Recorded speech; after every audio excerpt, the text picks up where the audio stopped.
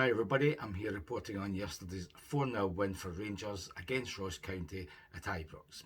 And what can I say other than this was a bog standard, Commoner Garden, routine, comfortable win for Rangers. I think when I saw the stats later, Ross County had 2 shots at goal, one on target, and that was a kind of weak header that was Butland's only save, in inverted commas, on the goal line. He had to get down to it because the guy headed it from about 4 feet off the ground from about 6 yards out. So that was the nearest thing they came to scoring a goal. So, as I say, very comfortable. To truth be told, after the first half, absolutely boring, like a training exercise. No wonder thousands left well before the end of the game. When you think about it, usually you're incredibly happy when you're 3-0 up at half time. You know the game's over, but that's depending on the team keeping going and increasing their lead and ending up with a 6 or a 7, not a 4, which is a big disappointment by the end of the game. Funnily enough, we were happy to see that the manager started with probably strongest possible lineup. I was surprised to see Suter start. I thought they would do what they did on Thursday and bring him on for the last half hour or so.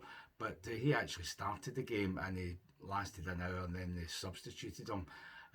So that was good to see that he's fit enough to start a game. So just gradually build him up. We don't need him playing 90 minutes at this point. We want him ready for the Europa last 16 games. So that was the only surprise. Everybody else was what you would have expected. Great to see young Inciala playing again and winning correctly the man of the match. Might seem a bit strange when the opposition has 2 efforts at goal and I think we had 76% possession, but he was man of the match because he was so cool and confident and assured, and when he did get the ball he just strolled forward and then sent lovely left foot passes forward, always forward, especially to Shefty in the left wing. But he must love having that guy play that side for him because he puts passes right onto him from the defence right onto him in the halfway line even. So no wonder he got the man of the match award. It was just cool and accurate in everything he did, so well done to him. Play him for the rest of the season and just alternate between Suter, and if you have to give him a rest, proper can take over, but keep him in the team for the rest of this season so that he is well versed in the dark arts of top league for next season when we start all over again. I would even have him in the Europa squad for the next stage. Because you can't rely on Balogun being fit half the time. So I would have Inciala and Hadji as 2 of my 3 additions to the squad for the Europa game. What else? As I say, 3-0 up at half time. The game was over, everybody knew it. Surprisingly, Hadji got 2 goals. Well, he got credited with the second one, but I'm not sure it should be credited to him. Go back to the beginning, I think an early-ish goal, what was that, about 16-18 minutes when we scored. It wasn't a ferocious pace we were playing at. It was quite, probably too leisurely at times, not enough intensity, not the sort of energy you get from big games, obviously, especially after the high of Thursday. I suppose you can forgive them.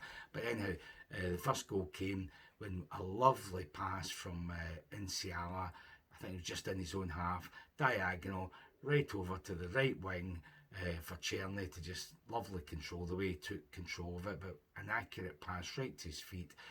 Czerny, as is his wont, checks inside, gets into the box on his left hand side, on his left foot, and fires a reasonable shot into the goalie to parry out. The goalie did well, I think, just to parry it out a bit, just to stop it.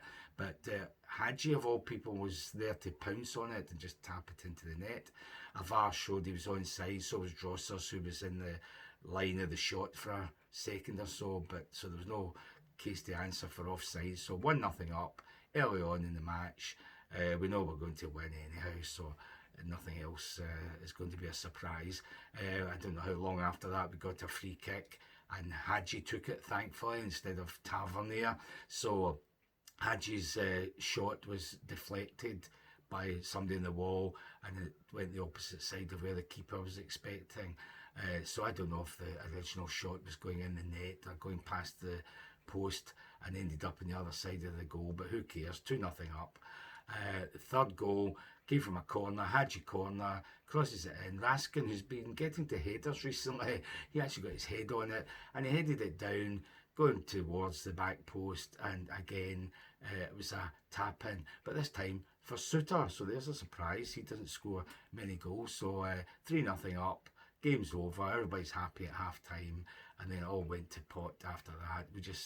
We weren't even playing in second gear. We probably were only playing in second gear in the first half to score the 3 goals, but I think we switched the engine off for the second half because hardly anything happened. We had all the possession. They were no threat whatsoever, but hardly anything happened.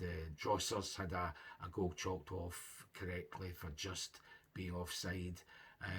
The goalkeeper did a great save from young Bailey Rice from about 18 yards, and they had to dive and palm it away. I can hardly remember anything else happening. There's hardly any excitement up at their goal, and there was nothing happening at our goal. Obviously, they fired one. I must admit, they fired a shot from 20 odd yards, a few feet over the bar, but that's all. That was their second effort at goal, so that's all that was happening. Thankfully, the manager brought on young Bailey Rice for the start of the second half, and he did a few good things, especially that shot. He should have got more time, so I want to see more of Bailey Rice.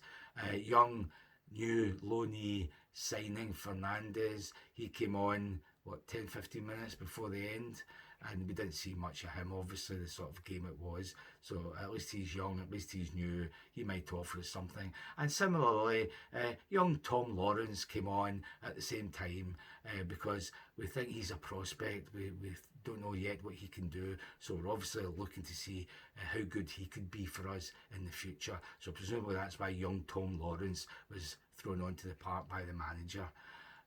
One of these strange decisions, who knows.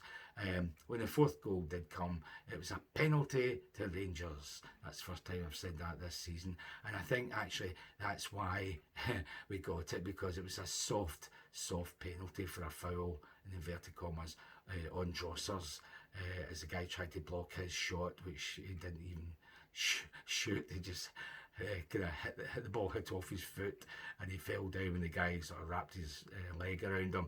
So I suspect that's more evidence of the refereeing conspiracy against Rangers, because we're the only team in the league who hasn't had a penalty in the league this season, and lo and behold, 3-0 up, 20 odd minutes to go.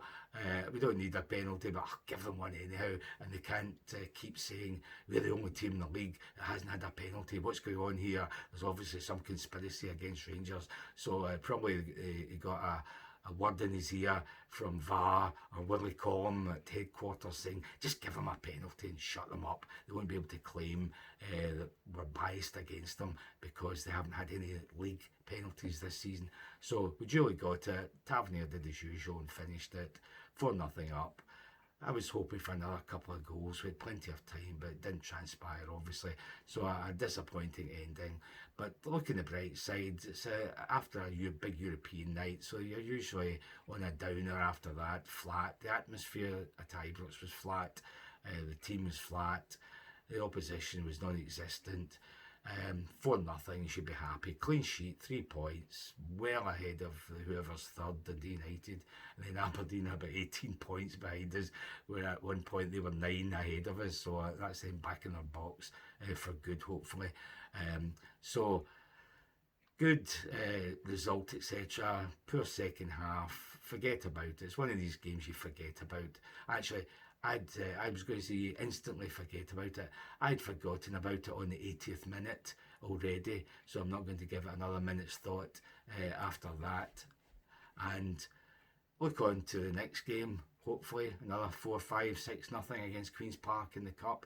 Although we say that, but I've seen all the great Rangers teams, and even the 9 in a row team, they didn't beat many teams 4-5-0 at Ibrox. I think our expectations have got too high in recent years, where we expect to beat these teams in the same league as us, but 4 or 5 or 6-0 at home.